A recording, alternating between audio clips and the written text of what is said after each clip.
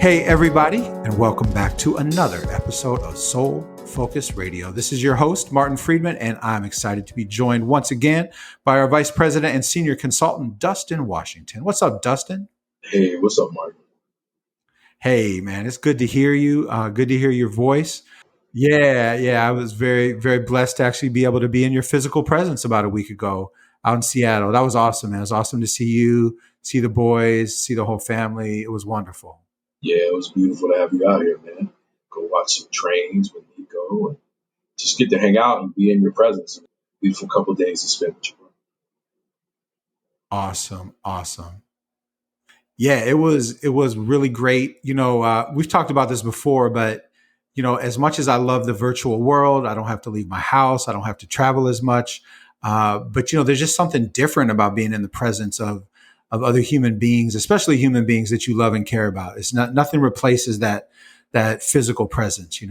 I know, man. I know. I mean, I know we've talked about this probably a million times, but the gift of the lockdown and all that, 2020, parts of 2021, was to really being able to focus on what's most important and just to be in proximity to the ones you love.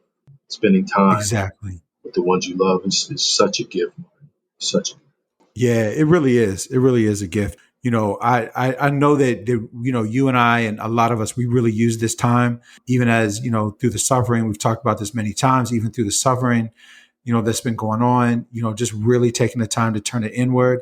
And I know that, seeing people that I hadn't seen in a year and a half and, having them comment on like, feeling that difference of that work made, that made me feel really good, to have people say that, that they could really see and feel the difference in my energy, which is exactly what I was going for.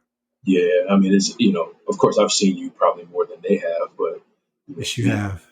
you definitely feel. I mean, I've had the vantage point of knowing you lived here and knowing Hmm. just everything about your journey, being able to see the new Martin back in Seattle was really inspiring. It was inspiring for Awesome, me to man. see how people reacted to you. I mean, of course, we talk how many times a day, right? So I mean, Yeah. I'm in proximity, very close proximity to your journey, but being able to see how other Yes. people were reacting to it, Yeah. it makes me happy, infinitely happy to see how happy you are, man. You love someone as much as I love you, and just to feel your energy off of you with joy, and just seeing how you were connecting with Nico and Elijah, just connecting with all sorts of people. It was awesome. Right. Yeah, it felt great. And it felt great to do it in Seattle where, we've certainly spent a lot of time talking about how things were really challenging for me on a personal level and on a, social justice level. And to be able to go there and just feel so much love and, see all the old familiar places. And although they changed, right? There's a lot of change going on there, but A it was lot of beautiful. And change. also, yeah. And, of course, feelings mutual with you and all the work that you've done is also reflected and feeling it in the physical presence was powerful because again we talk constantly but it's still something different about being Yes, sir. being in the same physical space. Yes, sir. So Dustin, let's have a conversation about something that you and I have talked about many times in many different ways, and that's the origin of racism. Right? I like to say that we've become brilliant at a couple of things. And one of the things that we've been brilliant about is talking about the historical construction of race and racism, both in the world and here in the United States. And today I really wanted to talk about the origins of racism, not just from a historical standpoint in terms of the way it was constructed, like through the legal systems and all the other systems, but I really wanted to talk to you about the origin of racism as it relates to the ego. Mhm. Right? Because I know you and I have had this conversation many times about how, racism is kind of like ego on steroids and how ego and, intersects with, whiteness, with really everybody in the world, right? In different ways. And then with whiteness, it kind of like becomes a little bit even more intense, if you will. Yeah. And the ego nature starts to run a little bit wild. And as we talk about how racism and whiteness kind of spread out through colonization in this world, it's also in many ways the way ego is colonizing. And so I just really wanted to touch base with you on this. Maybe you can start with, how we're currently defining ego and how you see ego relating to the origins of racism. Yeah, no, I think that's such an important question, Martin. We don't spend enough time really understanding what type of mind would create a social system like racism. Mhm. And it would have to be a mind that was not operating from a well state. And it would have to be a mind that was in conflict, not just with others, but in conflict with itself. And so, Right. for folks who think ego is just about being arrogant and things of that nature, ego is all about having an outside perspective of yourself versus an inside out perspective of yourself.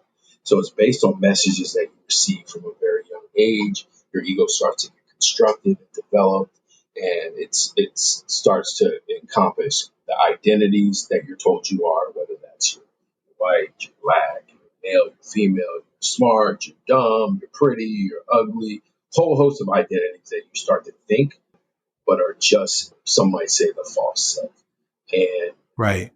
the ego operates in such a way that keeps us separate from who we truly are.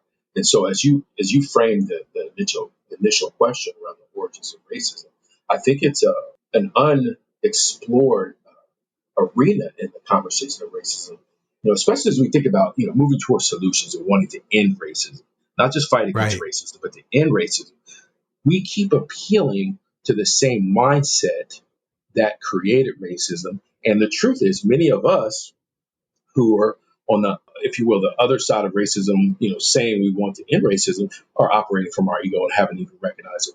And so I think, Martin, as you asked me the question, thinking about all the work that you've done around deconstructive whiteness, understanding what even whiteness is, what is the Mhm. correlation that you see between race, racism, and the ego? Yeah. So the way that you defined ego as being, what defines us from the outside in, right? And it's an external identifier or a set of external identities, identifiers, and identities that we then internalize, right?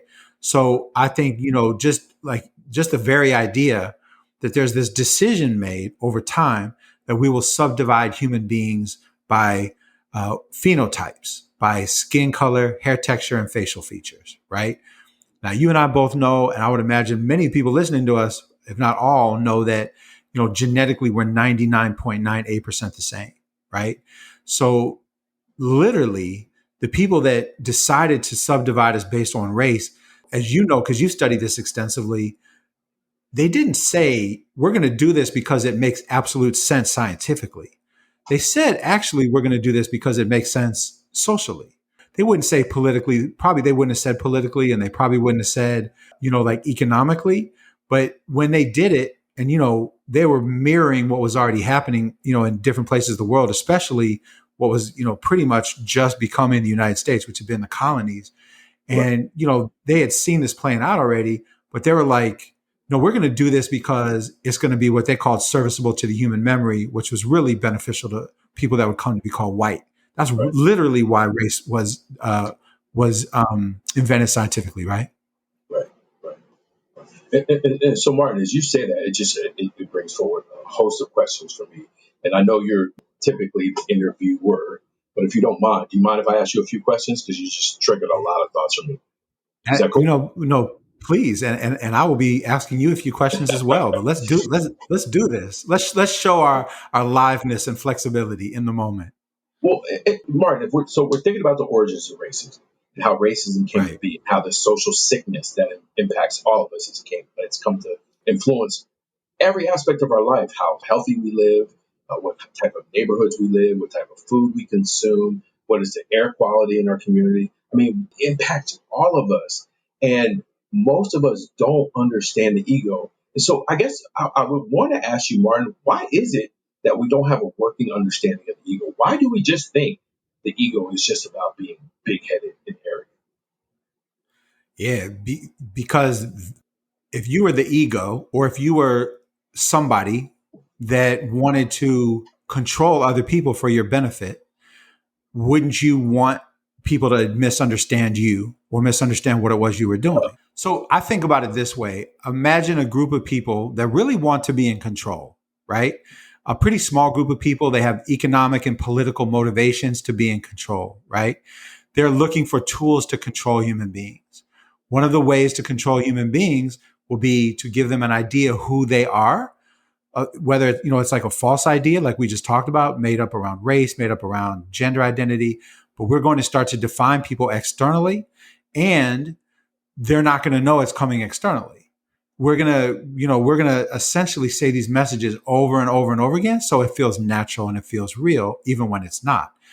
And if that's the case, if the vast majority of us believe that what we think because of our life experiences and not because of external messaging, why would we even want to know about a concept like the ego? Like there's not even an interest in it. And it's external manipulation that has made us not even want to explore it, because for most of us, we're like pretty accepting of the status quo. We're pretty accepting of how things are, as we think that things are the way they are because of us, and things are the way they are because of other people that didn't do things like us. Yeah.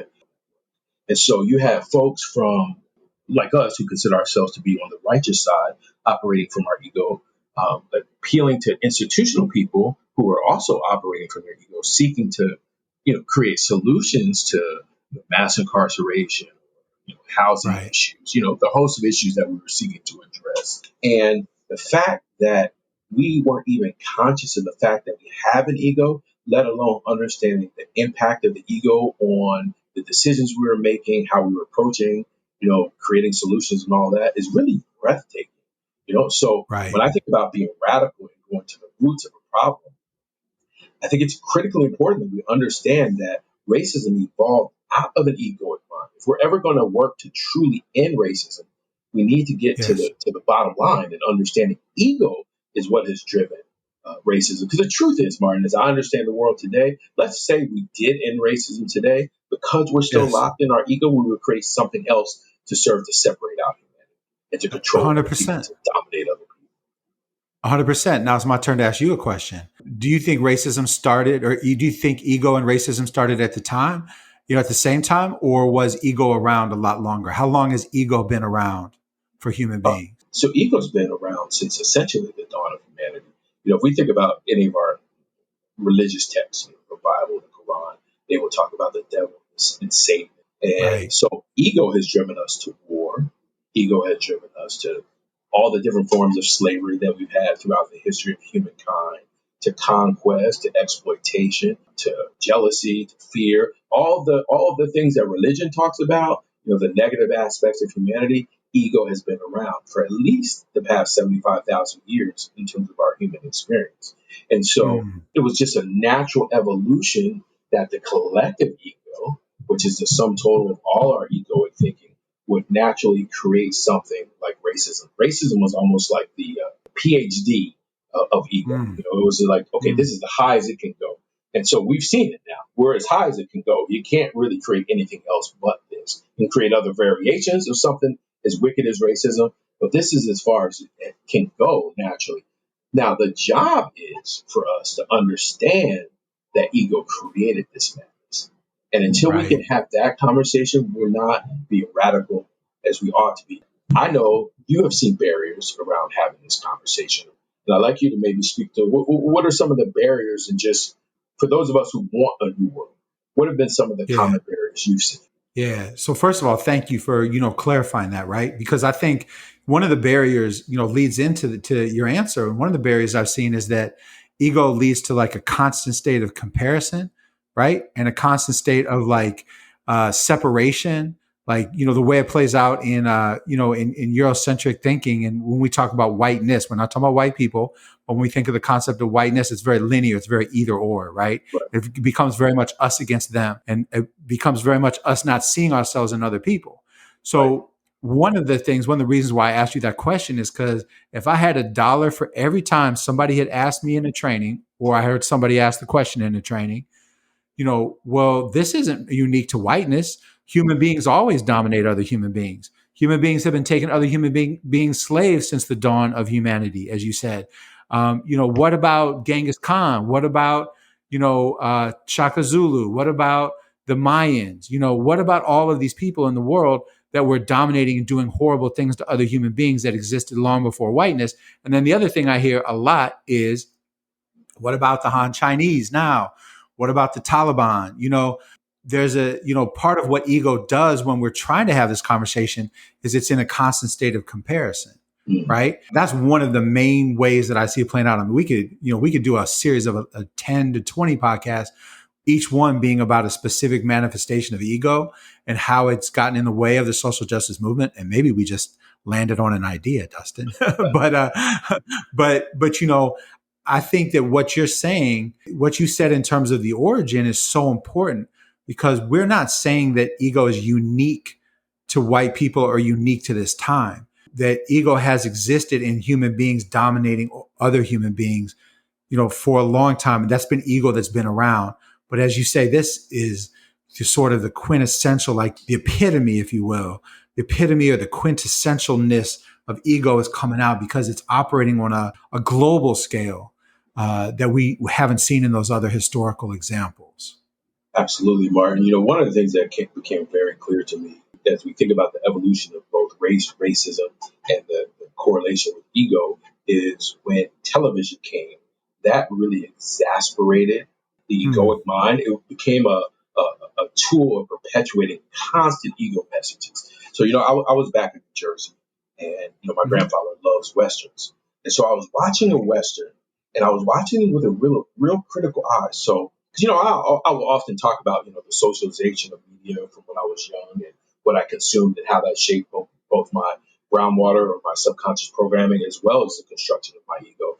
But as I was watching this Western, I was blown away around the normality of violence, the Right. glorification of violence, the glorification of the killing of indigenous people, peoples of color, but also the glorification of patriarchy, the control of women, but also notice something that was very acute was the glorification of violence, white on white violence, and how that became Hmm. such a part of the collective egoic construct and our individual egoic construct. And thinking about the power of television to lock us in to a egoic framework. And so when we think about wanting to change society, and to bust out of racism, patriarchy, and all the other forms of oppression.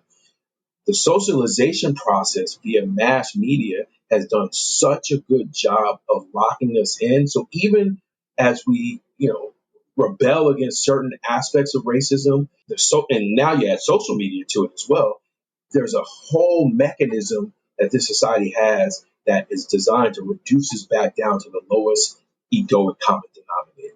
And we have Hmm. yet to really, I think we've yet to really respect the power of mass media as a tool of both perpetuating ego, but as a tool of perpetuating all these forms of oppression. Yeah, yeah. I think that's right on, right? Because ego ultimately is a distraction, right? And Yes, it yes. distracts us. It distracts us in so many different ways. It distracts us as, all of us being addicted to drama and gossip and, like I Mhm. said before, that constant comparison, and then all that media and the social media. I know you're off social media right now. Just think about how much time we spend. Like you asked the question earlier, why aren't people asking about ego and exploring ego? Because they're too busy on TikTok. Now, if there was a TikTok video on ego, right? Maybe maybe again another great idea, perhaps, right? But maybe that's about the only way I think people are going to start to get to that depth of why are we in the situation that we're in around racism or anything else that you mentioned is it literally has to become viral. You know That's what I'm what it saying? is. Yeah, Like yeah, I because it's do. not right now, because everything that's viral,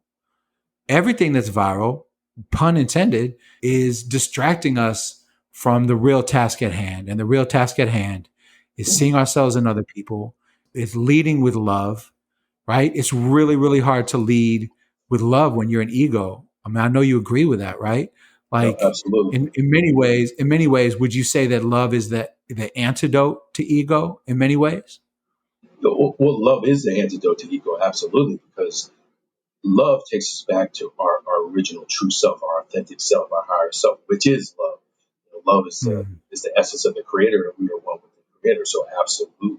The ego serves as a barrier of us seeing ourselves in each other, as you just said, and also seeing the creator in each other and being able to Mm. act and relate to each other from that place. And so, Martin, there's a question we will often ask folks in our different workshop sessions. Do you see an end to racism? And Hmm. most folks answer no, right? That's what we hear. Most Right. people, Right. I can't see it. It's too big, too overwhelming. People think this is, always been with us. But when we ask people, can you see an end to the impact of racism on you? People start to Right. shift their answers, right?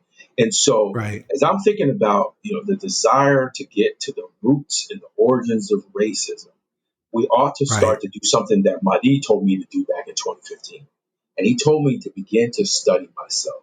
And I gotta be honest with you, Mm. Martin. When he first told me that, I always had this notion of studying myself, knowledge of self was about understanding, the history of Africa and how racism, all the nuances and complexities of racism, and studying, the Black Power movement, Civil Rights movement, knowing, Black history, right? But he was like, no, no, Right. no, no, no. There's much more to that. And it was really beginning to understand my ego footprint and how my individual ego contributes to the collective ego, and then beginning to understand the expressions and desires of my higher self, my divine being, my Mm. soul being. And so as I think about Mm. our listeners, who are seeking to want to end racism wherever it is that they work in their communities, and the impact of racism on their families, the first step will be to, of course, acknowledge that you have an ego. Then begin to Right. study what are the manifestations of your ego. How is your ego keeping you separated from yourself and your higher self and your natural expression? And then how does it serve to keep you in contact with other human beings? And I think naturally, like you mentioned, me being off social media, one of the things that it's led me to do, the study of self, is to reduce any consumption of materials that pollute my mind and further exacerbate the egoic energy that's being perpetuated from the world, right? And so, as we're talking, I'm thinking about solutions and trying to leave people with a takeaway from this conversation we're having today. I don't know if you want to add anything to that, Bill. No, no. I mean, I think you laid it out perfectly, and it's in alignment with part three of what we talked about is ego reduction, and we're saying ego reduction is a way to end racism. That's what we're saying, right? I mean, we're saying literally that in order to end racism, we we need to reduce ego. And I just want to be explicit, as we reduce ego, love comes in. As love comes in, ego reduces. And part of what, when we say loving, I've mentioned this before. I live here in basically Boca Raton, Florida, right? And I used to live in Seattle, opposite corners of the country. And when I was in Seattle, I used to talk about how the drivers like drove me crazy. I used to have road rage. I used to, go off on, the people in Seattle are passive aggressive and the Mm, driving and this and that and the other, right? I have literally moved over a course of 5 years. I kept moving, and now I'm as far away from Seattle as you can be in the continental United States. And what I found myself doing when I first got here, Dustin, was complaining about the drivers. They drive too fast, right? The young, crazy drivers in their Mustangs drive too fast. The old timers, drive too slow. The people are this, they're that. They're not nice. They're not friendly. They're too aggressive. And it's like, well, hold on a second, right? What's the common denominator? The common denominator is me. And the mm, common denominator is my ego, which is needing to elevate myself to find a disconnect from people, no matter where I am in this country. And my ego is judging. And the antidote, as you know, because you and I have had this conversation many times, the antidote is to love them. Like when I was in Seattle this past weekend with you, I had to love everybody. I had to love the slow drivers in the left lane. You know what I'm right. saying? I had to, and when I'm here, I've got to love everybody. I've got to love the kids in their souped up Mustangs as they whip by me, right? At twice the speed limit. I have to learn to love everybody. And that's the answer. The answer isn't like, I'll move, right? Because the old saying, wherever you go, there you are, right? So it's like the answer to me is that the universe is asking me to be loving wherever I am.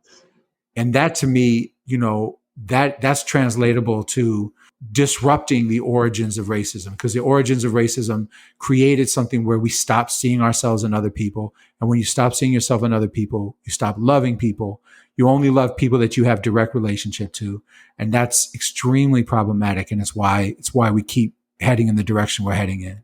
That's right. That's right. And for the listeners, I want to just say, most of us were not given good working definition of love. What we're saying, number one, to see ourselves in each other, live from a state of oneness.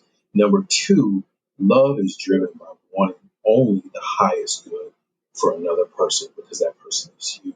And so if we see ourselves as each other, Martin is me, I am Martin, this notion of separation is only an illusion in this material world, in this material reality that we live in, then anything that I would do to Martin, I'm doing to myself. And so, Right. many of our religions would talk about do unto others as you would have done unto you. And that wasn't said just, offhandedly, right? That was really locking in on the fact that we are one. And so, it's probably really important for us to move these Pollyannish, mass media driven images of love and lock in on a new definition. Hmm. Yeah, that's beautiful. That's beautiful. And I think, you know, like when I'm thinking about, our original topic of origins of racism, and then, so we talked about ego. So really we're saying that it's love is really going to get us back to the origins of our true humanity. And racism by its very nature assaults our humanity because it gives us a definition of who we are that's not connected to our true and authentic self. And it's not a loving definition of who we are. And then we internalize and believe that, That's right. right? That's right. So really That's it's the origins of love. It's love being the origins of everything that we do. And like you said, I really appreciate you saying it because even as the words come out of my mouth, it's like, it does sound Pollyannish. Oh, there they go talking about love. But no, this is the love. Say the definition of love again, because this is a kind of love that takes work, right? I mean, this is a kind of love that maybe work isn't the right, maybe practice is a better way of saying it. But this is the kind of love that takes practice. Just like I said, it's a practice for me to look at the people in these cars and feel love for them. right. Right. For the people that live in this complex where I live, who like purposely look away and don't say hi to me, and my family here, I have to really practice in being in a loving place. And the kind of love you're talking about really has to do with practice. Well, I'll say again, it's a two-part definition. Part one is the recognition that we are one being within the Creator, that we are one with each other, and we are one with the Creator. The same energy that animates you, Martin, is the same energy that animates me, that animates the Right. trees, that animates my dog Ollie, that animates the water, the air. The same energy that animates us is the same energy that exists from the Creator. We are one. And the second part of the definition is love has to be driven by a passionate desire to only want the highest good for another because we are one. Mhm. And Mhm. consequently, we ought to only want the highest good for ourselves. And so if we wanted the highest good for ourselves, and we were able to see beyond the ego identities we have, we would never have a world where children are going to bed disproportionately hungry because they're black or brown. We will never have a world where people are locked up in cages at the border because of their skin color. We would never have a Right. world where young people in our cities across the country are being murdered at astronomical rates, and we just by and large accept that as normal. As a society, our egos cause us to be burned Mhm. out because our egos, the individual and collective egos, have separated us out. And that was one of the wicked designs of racism for us to see ourselves as separate beings. And so our work has got to be about restoring that sense of oneness with the human family, oneness with the Creator, and also only wanting the highest good for each other and for ourselves. Yeah, thank you for that. Thank you for going a little bit deeper to that. And that has to be a practice. And the reason why it has to be a practice is because that's not the definition of love most of us are walking around with. And because ego is designed to disrupt that. And that's what we're saying. We're saying that in order to, we've shifted from saying anti-racist to pro-human solidarity. In order for us to get back to true cross-racial human solidarity, in order for us to get there, we have to return to love, to return to seeing ourselves in other people. And that means we have to reduce our ego. That's right. That's right. Man, this has been an awesome conversation. I've really enjoyed it. I mean, for real, like really enjoyed it. I like kind of the back and forth nature too, and Yeah, the me too. liveliness of it. Me So, too. I appreciate you, Dustin. I mean, and we both, all of us at Soul Focus Group, appreciate everybody listening to us always. It's such an honor that you listen to us, that you take the time to listen to us. We thank you so much for being on this journey with us. We ask you to continue on this journey. We have so many things that are coming up, Dustin. I mean, it's exciting. Like there's things we can't even talk about yet that are going to be, coming up in the next couple of months on our website, No, that we're just so excited for people to be a part of, right? yes, sir. Yes, sir. And just, Yeah. Martin, I just want to just say one last thing about the Sure. origins of Please, racism. Please please, don't, please. please, as you're thinking about the origins of race and racism, don't just stop at the construction of Caucasoid, Mongoloid. Right. That's important work, but we can't stop there. Please go deeper into the psychology. What type of mind would have created something like this? So as we Mm, seek to move towards healing and ending racism, we have to both check how has that mind polluted us and how are we showing up because of our socialization, utilizing that mind to create solutions to racism, and then beginning to ask the question, what solutions can we possibly hope from appealing to people who are still stuck in that? Heal your ego, and we will heal the collective ego, and then we can create something new. beautiful. Beautiful. And that's what it means to be on this journey together, right? Yes, That's what it sir. means to be on this journey with Soul Focus Group. This is a journey out of ego into love. Again, we're so excited for you to be on this journey with us. Go to soulfocusgroup.com. Check us out. Get in relationship with us if you aren't already. Stay in relationship with us if you are. And when you're out there in this world, we want you to stay safe. We want you to stay well. And most of all, we want them to stay what, Dustin? Stay so focused. Stay soul focused.